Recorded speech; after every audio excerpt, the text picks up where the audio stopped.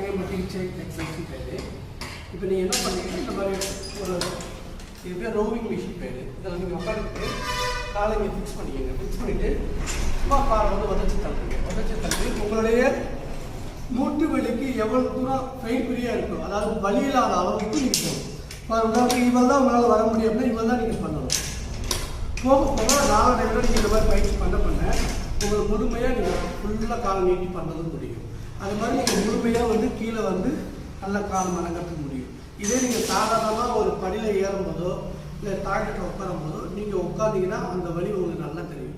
இந்த மாதிரி பிரச்சனை யார் இருக்குதோ இந்த மாதிரி ரோவிங் மிஷினில் நீங்கள் ரெகுலராக ப்ராக்டிஸ் பண்ண உங்களுக்கு ஆட்டோமேட்டிக்காக மூட்டு மசில்ஸ் நல்லா ஸ்ட்ரென்த்தன் ஆகி மூட்டு சுற்றி உள்ள தசை இருக்கும் ஜவ்வு இருக்கலாம் ரிலீவ் ஆகி உங்களை வந்து ஒரு பெயின் ஃப்ரீ மூமெண்ட்டுக்கு கொண்டு போகும். தொடர்ச்சி அதை ஃபாலோ பண்ணிங்கன்னா நிரந்தரமாக மூட்டு வலியிலேருந்து சரியாகலாம். தேங்க்யூ.